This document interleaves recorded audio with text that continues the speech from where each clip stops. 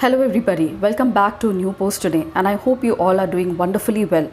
So we all know that the judiciary in the country hears many different cases, and during the case submission, various documents are also submitted to the judiciary. Some of the documents are concealed in a sealed cover, keeping in mind the national security concerns, or maybe if they have the chance to hinder the investigation or the trial in a case.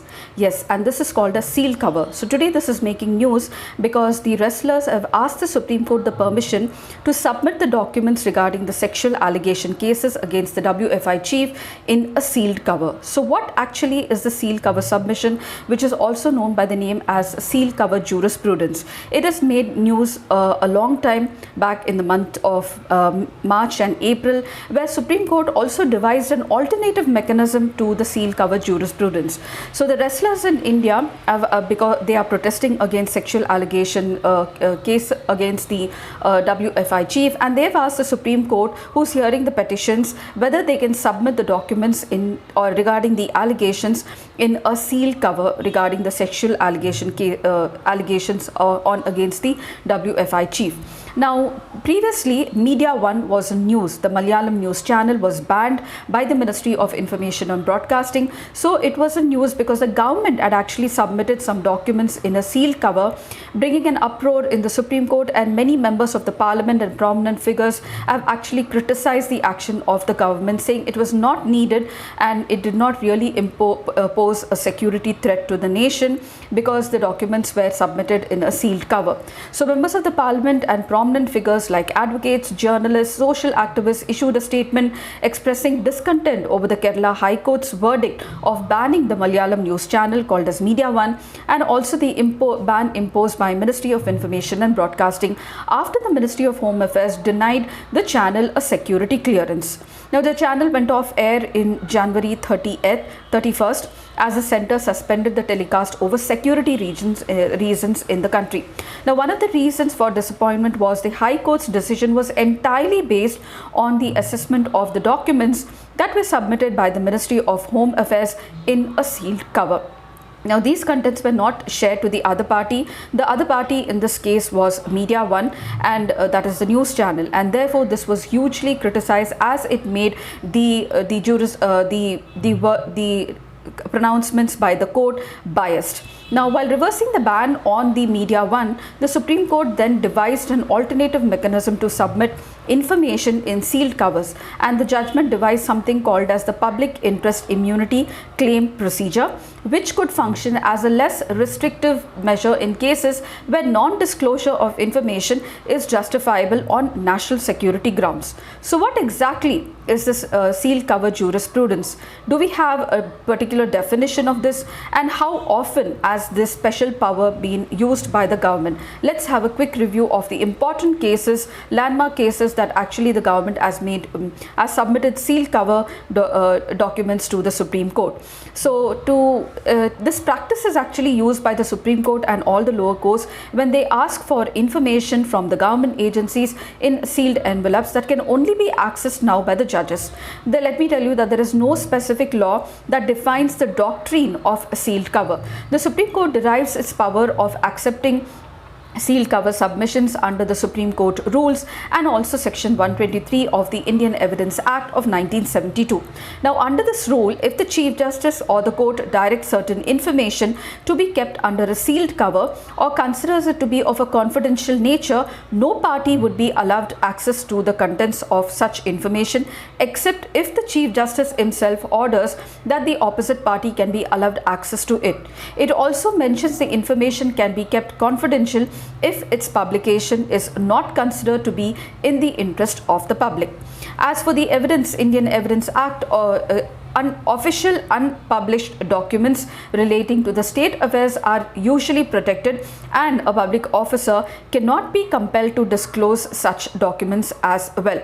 Now, other instances where the information may be sought in secrecy or confidence is when its publication might impede the ongoing investigation in a case, such as details which are part of a police case diary or breaches the privacy of an individual who are involved in the case. So what are the cases in which the seal cover jurisprudence was actually used? Was it used in the past, and what are the important cases that it was done? So document seal cover jurisprudence has been frequently employed in the case by the courts in the recent past in many landmark cases like the Rafale fighter jet deal, the NRC case in Assam, the case involving the CBI former director Alok Verma and Rakesh Asthana, where allegations of corruption were charged, 2014 BCCI case, and many more. So let's have a quick review of them one by one. Now, in the Rafale fighter jet deal, the documents were examined in a sealed cover in multiple prominent cases. So one is the Rafale fighter jet deal. A bench headed by Chief Justice Ranjan Gogoi in 2018 has asked the centre to submit the deals relating to the Rafale fighter jet deal decision making and also the prices in a sealed cover, and this was done by the centre, which had contended that such details were subjected under the Official Secrets Act and secrecy clauses in the deal, and therefore they could not be made public. In matters relating to the National Register of Citizens in Assam, the Supreme Court mandated the coordinator of the NRC, Pratik Hajela, was asked by the apex court, that is the Supreme Court, to submit the report in a sealed cover, which could neither be accessed by the government or the petitioners, and mainly it wanted to be looked into by the Supreme Court. In the case of the CBI former director Alok Verma and the national agency's former special director Rakesh Asthana had made counter allegations of corruption against each other. The Supreme Court then went on to ask the CBC to submit its preliminary report in this case, because there were officials, that is the CBI director was involved at that time, in a sealed cover. In 2014, in the BCCI reforms case, the probe committee of the cricket body had submitted the report to the Supreme Court in a sealed envelope, asking it not to make the names of the cricketers public who were actually suspended in the match, and also spot fixing scam. In the Bhima Koregaon case now, in which the activists were arrested under the Unlawful Activities Prevention Act, which is a law to deal with terrorist activities, the Supreme Court relied on the information submitted by the Maharashtra police in a sealed cover.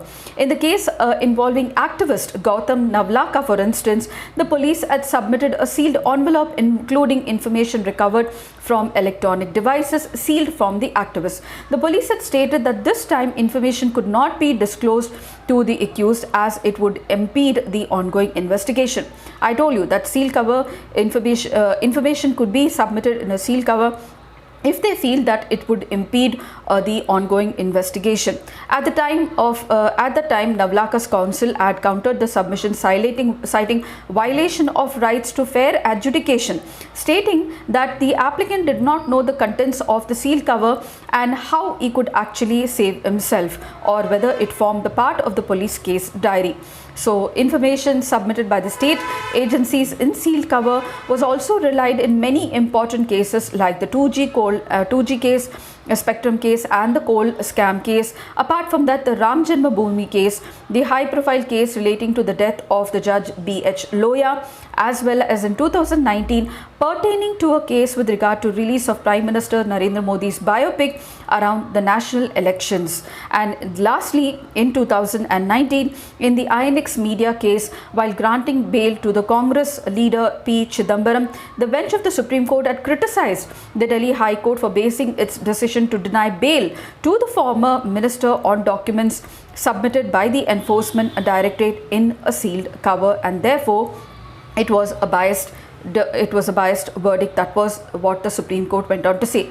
So is this form of sealed cover submissions really supported, or are there any criticisms? So yes, this sealed cover submission definitely has the weightage on one party in the case, where the other party will not know what's actually being submitted to the court or what's actually in the documents that are sealed, whether it is a part of the police case diary or whether it is so important that it might impede the investigation, trial, or whether it is threat to national security. The other party in the case really does not know, and therefore it cannot be called a fair trial in real terms. Now, what are the criticisms to this sealed cover jurisprudence? Now, critics of this practice contend that it is not favorable to the principles of transparency and accountability in the Indian judicial system. They also say that it enlarges the scope of arbitrariness in the court decisions, as the judges are supposed to lay down reasons for their decisions, but when the details are given in a sealed cover, they will be based upon the information that is submitted very confidentially. It further contested that whether the state should actually be given such a privilege to submit information in secrecy in a sealed cover when existing provisions like in-camera hearings already provide for sufficient protection to sensitive information as well. And lastly, besides, it was argued that not providing access to the documents to the accused parties, one of the accused parties, actually obstructs the passage to a fair trial and adjudication, and therefore threatening the fair trial system of the Indian judiciary in India. So this is about the sealed jurisprudence and how it was used in the recent past, how important it was, and how recently the Supreme Court devised an alternative to this mechanism that is used very frequently by the government mainly. So I hope this information was really helpful to you all, and if you did, please do like, share, subscribe, and I shall see you in my next post. Until then, very happy learning.